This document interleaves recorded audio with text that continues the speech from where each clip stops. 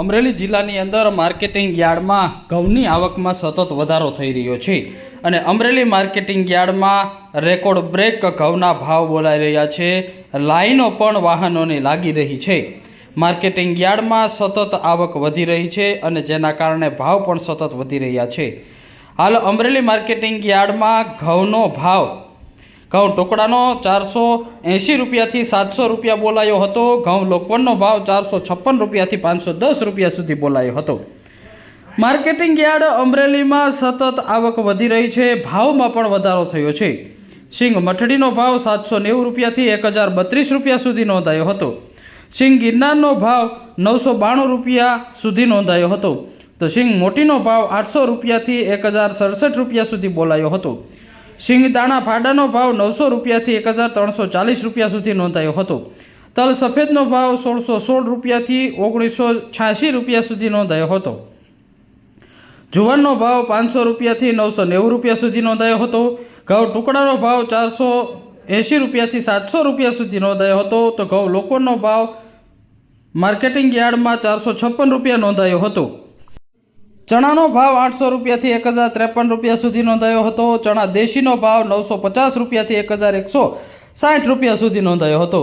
તો સફેદ ચણાનો ભાવ આજે 1036 રૂપિયાથી 1190 રૂપિયા સુધી નોંધાયો હતો. તુવેરનો ભાવ 700 રૂપિયાથી 1377 રૂપિયા સુધી નોંધાયો હતો. કપાસનો ભાવ 870 રૂપિયાથી 1506 રૂપિયા સુધી નોંધાયો હતો.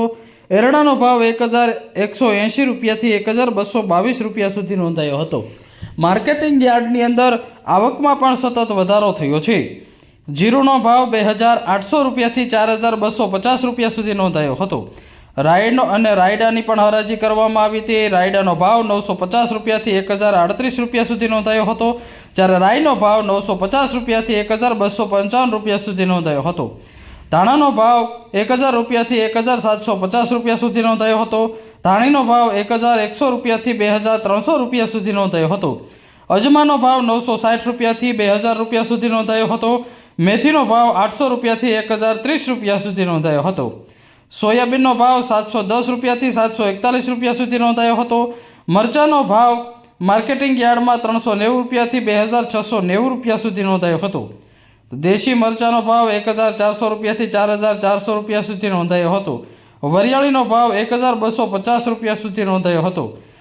સુવાદાણાનો ભાવ 1300 રૂપિયા સુધી નોંધાયો હતો. માર્કેટિંગ યાર્ડમાં સૌથી વધુ વિક્રમજનક ધાણીની આવક નોંધાઈ હતી. આજે માર્કેટિંગ યાર્ડમાં 4894 ક્વિન્ટલ ધાણીની આવક નોંધાઈ હતી. જ્યારે ઘઉં ટુકડાની 2112 ક્વિન્ટલ અને ઘઉં લોકવનની 1949 ક્વિન્ટલની આવક નોંધાઈ હતી.